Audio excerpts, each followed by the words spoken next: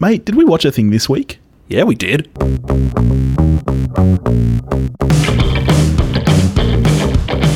Hello, everybody, and welcome back to your favourite podcast out there, We Watched a Thing. I'm Billy, and I'm joined as always by...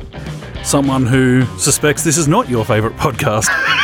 It is. We know it's their favourite. Is it? Topher, how you doing, buddy? I'm good, thanks. That's good. You know this is their favourite. Don't deny it. Okay. This is your favourite. Obviously. It's not, is it? Like, right in sync with my level of modesty that this is my favourite podcast.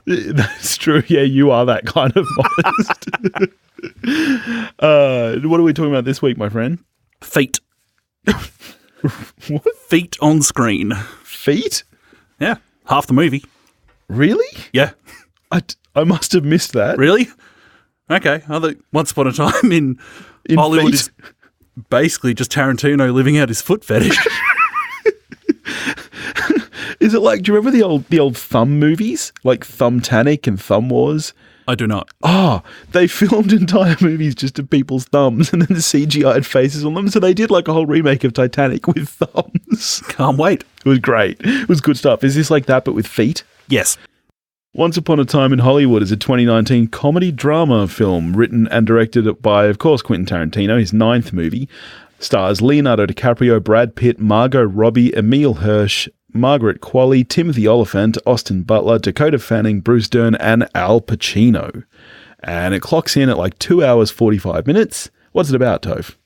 About a couple of middle-aged guys hating hippies. Pretty much, yeah.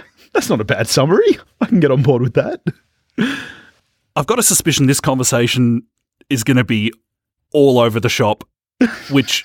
like, it's fine because it's a Tarantino film, so it's allowed to be all over the shop. Like the movie is. Like the movie is, yeah. So just warning there. This is not going to be linear, I don't think. Would you say we're ever linear, though? No. No. But I think this is going to be even more. So being a Tarantino film, of course, people be loving Tarantino. Were your expectations fairly high? Yes, they were. I remember when we first found out that both DiCaprio and Pitt were going to be the leads in Tarantino's new film and that Pitt was going to be playing DiCaprio's stunt double, I was like, this is the best thing I've ever heard. I'm already happy. Yeah. Just hearing about the film, I was like, I'm happy. So yeah, expectations were high. Yeah, I agree. Like when this movie was pretty highly anticipated by a lot of people. Like obviously Tarantino's done a lot of great work. Pitt, DiCaprio, amazing actors. Margot Robbie's on a hot streak. We knew that it was about... well, I mean, I heard that it was about the Manson murders in, Hollywood. So, yeah, expectations were high. First DiCaprio film since he won an Oscar. That can't be right. Is that true? He's had years off. Because The Revenant was 17, wasn't it? A few years ago. Wow. DiCaprio just spent some time with... banging models. Yes. Doing DiCaprio things. I got to say, I did see this chart was done on DiCaprio's age versus his date's age and the length of time he would date women. And the age of the date is just flatline? Yeah, if anything, going down.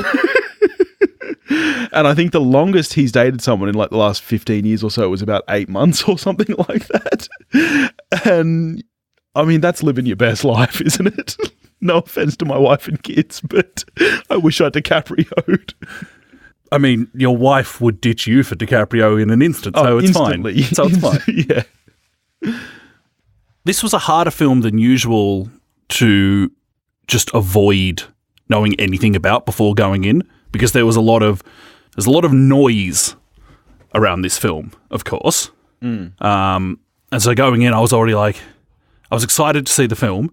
I was also like, I don't know how we're going to be able to do this show, because all the noise about the film was stuff that, as a white dude, I'm not in a place to talk about. What noise is that? I obviously just, my head's under a rock. So specifically, a lot of it was going to be things that I'd seen in headlines but hadn't read, because I don't really read stuff about a film before I see it. Yeah. Things around Sharon Tate, Margot Robbie's screen time, and Bruce Lee. Right. And all this stuff. I was like, well, if you want an informed opinion on this, you're going to have to go somewhere else. Okay. So without hearing any of that noise, I'm guessing that is around the fact that Margot Robbie doesn't really do a lot in the film, not much dialogue, and given that she's virtually the only female in the film, really, Bruce Lee, I'm guessing that is about the over-the-top way that he is portrayed. Yes, his family... His cultural... His family, as I understand, are not thrilled with his representation of being a massive douche. Yeah, and a little bit of that whole kind of thing. Which, like, if I was Bruce Lee's kid, I'd be like, this is a shit representation of my dad. Yeah. The thing that I think maybe qualifies that is that Bruce Lee in the film is not Bruce Lee. It's Cliff Booth's recollection of Bruce Lee. That's true, because this movie does have more cutaways than a Family Guy episode. And I think, personally, I think that whole sequence where Cliff Booth is recalling getting booted off set, I don't believe a lot of what happens in You think there's unreliable narrator going on in that? Certainly. So I think that, I don't think that Bruce Lee comes off at all well in the film, but I think that's because that's how Cliff Booth is placing it in his mind. I do think that part of the issue around the Bruce Lee thing is that it is a confusing film in a lot of ways, given that so much of it is based on reality. The only two characters who aren't real are Cliff and Rick, which is a very strange way to do it. And it leaves me sitting there, especially once you've seen the film, because as I said, I'd heard it was around, the Manson murders and stuff, which I think early on was the talk of what the plot was. First of all, that's not really the plot. There's no need for Sharon Tate to be in this film. And I don't understand really why you have these two fictionalized characters as the centerpiece when you're using so many other real life, let's just not have any real references. I remember when we first heard that, this was Tarantino's next film was going to be around the Manson murders and that Sharon Tate was going to be a part of the film, my immediate thought was that Sharon Tate will not die in this film. That this would be an Inglourious Bastards style retelling of history whereby if these people were real, this is how it would have gone down. Yeah, see, I haven't seen Inglourious Bastards. I know that he's been big lately into this whole fantasizing, rewriting history thing. I know that that's kind of become his shtick in the last couple of years. So I can see how you could have expected that. To me, the film just feels so disjointed. To me, this felt more like a series of sketches. And for the most part, I was all right with that. If this had been just like a character study on this aging Western actor and his best mate who happens to be his stunt double, which is what so much of the film was, I'm cool with it. And even, there was a great scene where Cliff Booth goes to the old set and he meets the Manson family. I would have been cool with that just as a way to kind of set the time and place and forego the entire last act. Because that, to me, is where the film really falls off the rails. Like, the idea of the Manson family going to the house next door and getting fucked up is kind of a fun idea for like a Saturday Night Live sketch. And that is where this kind of felt. I felt like that scene was really only there for the hyperviolence, so it felt like a Tarantino film. Because before that, it didn't really. And it just felt so out of place to me. Are you on the same page or? For me, I think I probably agree to an extent that the two kind of halves of the film, which are by no means 50-50, don't wed up particularly well for me. Yeah. I didn't need Sharon Tate in the movie. I would have been fine if this was a much tighter, literally just a character study on an aging Western actor. And if the film had ended when he left for Rome, I would have been much happier, I think. There's a funny thing going on with this film that in a Tarantino film, we're used to following our leads, who oftentimes you can't really call them heroes because oftentimes they're dreadful people. And both Rick and Cliff are, to varying degrees, dreadful people.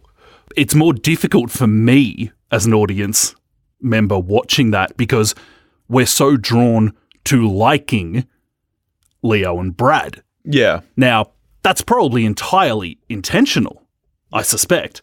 Because like Cliff Booth, for instance, Brad Pitt's character. Yeah. Bad dude. Probably, well, I would say, I know people can draw their own conclusion of this, I would say certainly killed his wife. Yes, and my biggest issue with that is the inconsistencies in tone there. That does nothing to develop his character. It's not there to change the way you feel about his character. Like you said, it's conflicting because you still feel like you like him. And that is never mentioned before or after, a cutaway flashback, which is, again, shown from his point of view. So I just don't understand the reason for that 3-second scene where it's implied he killed his wife. Why is that there? And when it first appeared and his wife's name was Natalie and they were on a boat, I thought it was meant to be maybe like a fun historical fiction thing about Natalie Wood, who was killed on a boat. But again, I don't know why it's there. Other than that, well, dude, you're really awful. But it's never mentioned again or before that. And as you say, not only is Brad Pitt likable, his character is quite likable. Apart from that one flashback, he's a very likable, seemingly good dude. And so with Cliff being this awful person who killed he's the person who killed his wife. So that for me adds to the jarring element of the final burst of violence, where it's on two fronts. One is that Cliff Booth is a closer to real life character than, say, The Bride. Yeah. And also in things like Kill Bill and in Inglourious Basterds and in Django Unchained, a lot of the violence is at a almost Looney Tunes level absurdity. Whereas when, at the end of this film, when Cliff is just brutalizing this young woman, I found it actually quite unsettling. We know these people are there to do murder. Yeah. We know they're from a terrible group of people. Yeah. But in my mind, they're not as so clearly identifiably scum of the earth as Nazis in Inglourious Basterds or slave owners in Django Unchained. And so even though we know they're bad, for me, they haven't been established as so bad that I'm okay with just anything happening to them. Yeah. Which I am with the baddies in Inglourious Basterds, for instance. Well, I think part of that comes down to the fact that, sure, these guys are there with the intention to murder. They haven't murdered yet. These guys are just hippies at this stage who haven't done anything yet. So, I know what you're saying about, the kind of just treatment, I guess. I don't know. I don't know if I missed something. Like, I don't know if part of this is Tarantino's intention or whether I kind of feel like he's just lost it for me. Like, and I'm sure I'm going to get a ton of feedback on this saying that we're crap and that, because this movie's in the top 250 at the moment. I don't get it. There were parts of it that I quite liked. There was a lot of it that I didn't. And I was so excited for this movie, even with its long running time. I'm sure you've heard that there's like a 4-hour cut out there that Netflix are going to put up as a miniseries, and I was so keen for that. This movie's far too long, and there's no need for it to be as long as it is, and I can't imagine what an extra hour 15 is going to encompass, because as I said, so much of it is cutaways and flashbacks, and if it is just a character study on this aging Western actor, that's fine. I think it's in some ways his most ambitious film, even though it's his quietest film. Let's talk about some positives. Yeah, okay. I'll talk about a glaring positive. Yep. One, Leonardo DiCaprio. And Brad Pitt. I think that the acting from both of these gentlemen is outstanding in the film. They're both getting Oscar nominations for this film. Yep. Leo, coming into this, in my opinion, held the mantle for greatest performance in a Tarantino film. Yep. In Django Unchained, he is... like, the wrong person won an Oscar for that film. It should have been Leo. I don't think his performance in this is quite... like, I couldn't love his performance as Calvin Candy more in Django. I think he is bloody outstanding in this film, though. I was reading yesterday that the caravan scene, where he goes back into his trailer... yeah. That's Leo. That's not in the script. Yeah, right. That's Leo saying to QT, my understanding anyway, is that it's him saying to QT, you know what would be good? Yeah, this is what my character would do. Is if Rick Dalton goes back into his trailer and does this. Yeah. And I love the bit of direction where when he's talking into the mirror, he talks to the camera. Yes. Instead of himself. Yes. Great touch. Yeah. And one of those bits, and this film is actually littered with bits where you're just like, you are so fucking good at making movies. Here's the thing about Tarantino. He, like a lot of great filmmakers, grew up as a lover of film. And so all he's trying to do pretty much 24/7 is emulate great movies. And he often happens to make great movies through doing that. And so a lot of this, the reason it works is because of that, because he is, it's almost like how Indiana Jones, as a part of being a movie, is trying to, call back to these 1930s serials. That's what this movie is doing for so much of the part of it that works, is calling back to these older Westerns. This movie is much more a Western than it is a drama or a comedy, I think. And those elements work so well because he loves movies and just watches the shit out of them and tries to do that. And the film is absolutely littered, is my understanding, with little Easter eggs and references that even those of us who really, really like movies are not even close to getting. Yeah. Things like the posters for Rick Dalton movies have in them like who the screenwriter would have been, and who the producer would have been on that type of film. If Rick Dalton was a real person and this film had been made with Rick Dalton in it. Yeah. Like the level of detail is, as I understand it, just off the chart. Yeah. Yeah, there are some great touches. And in particular in the first half hour to 45 minutes of the film, I was having a great time. And, the entire sequence when we follow Rick Dalton guesting on the Lancer show with Timothy Olyphant, as I said, so much of this feels like kind of short stories set around Rick Dalton. And that probably is my favorite part. His interactions with the young actress, the way that he learns from her, and when he breaks down talking about the book he's reading about the aging cowboy, there's some really nice stuff in there. The scenes between those two on set, I really like. Yeah. I love that he's so insecure that even when he receives praise from an 8-year-old, that's enough to make him cry. Yeah. And it's great. It's good on two levels because she's a seriously advanced 8-year-old. So that praise actually does mean something. But the fact that he needs it so much in his life that he breaks down upon hearing it is a great bit of character. And Leo just knocks it out of the park. I agree. I would love to see a 110-minute cut of this film that just focuses on Rick Dalton, because to me, that's where the movie really shines. I don't need Sharon Tate in this movie. I don't think she adds anything, which, that's kind of justified just in the fact that she has barely any dialogue. There's no need for her to be in this movie, and even with the Manson family stuff, you don't need her in this movie. Sharon Tate's sister was apparently brought to tears by Margot's performance. Really? Thought that she absolutely... Well, because she thought that she nailed just the Sharon so well, that it just brought up a lot of feels for her.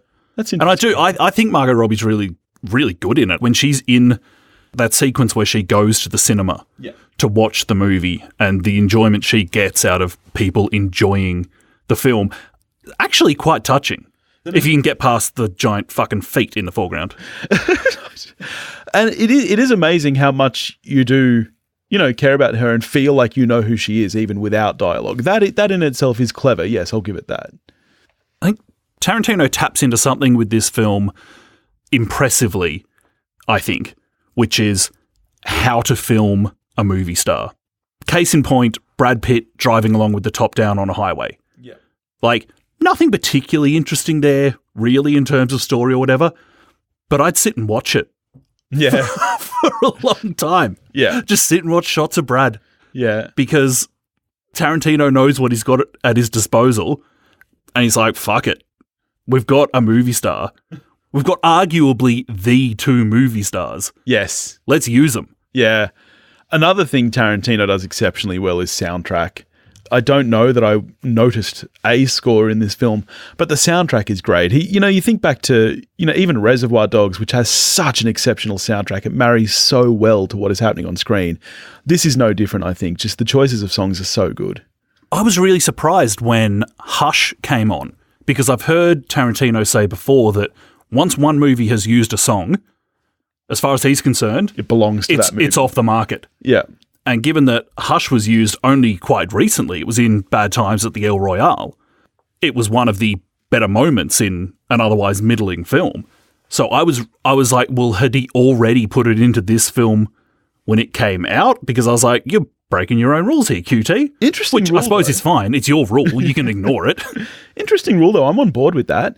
I think whoever owns Immigrant Song by Led Zeppelin at this point needs to start imposing that rule, because that song is getting the shit used out of it. Yep. What else? Lou Reed's Perfect Day. Yeah. Post-Train Spotting, you can't use that. Yeah, that's out. That's off the market. My Heart Will Go On. Stop using it, people. That's Titanic's. Do you want a fun fact? I love fun facts. You know that about me. So Janet, one of the production bosses who won't let Cliff Booth on a set, she is played by Lucy Lawless's stunt double from Xena.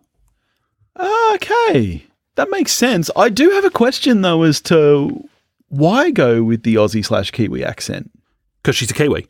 Yeah, I mean, yes, I get that. And as we know, there are Kiwis working in film. I don't know. It threw me off. So I know we had this discussion way back about 3 Billboards. I don't get it. But we know that this person was a stunt person.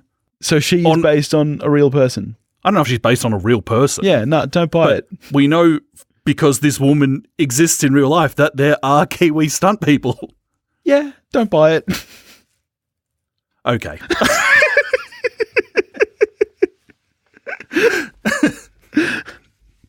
I would say for me, usually in a Tarantino film, the greatest joy is that if I had to pick one thing, it's the dialogue. Yeah. He writes dialogue with a snappiness that is almost unrivaled, which for me was absent. I knew exactly where that sentence was going when you started it, and I agree with you 100%. I don't think there's anything necessarily bad about the dialogue, but it's not pithy. It's not, which is why, as I said earlier, I feel like the final scene is there to go, hey, this is a Tarantino film, because nothing prior to that really has that feel to it.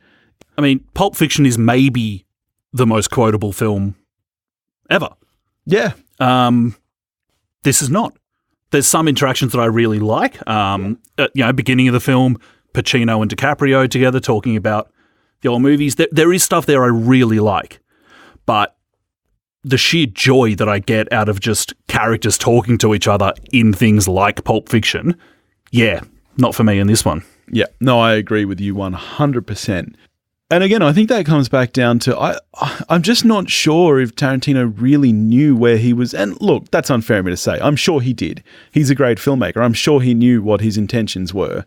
And for all I know, he's met them. For all I know, this is exactly the movie he wanted to put out. It doesn't feel like it to me. I feel like it's a bit of a jumbled, meandering film.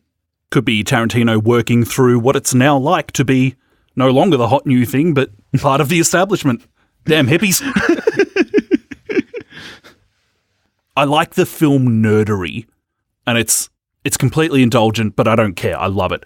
Of just the amount of Hollywood offspring in this film. Like, so many of like the Manson kids and everything are kids of, like, Uma Thurman's kid is in it. Kevin Smith's kid is in it. Yeah. Andie MacDowell's kid is, and I think she's fantastic, is her name Pussycat, the one who... Oh, right. That's Andie MacDowell's daughter. And actually, now that you say it, I can see it. Yeah, and actually I thought she was fantastic. Yeah.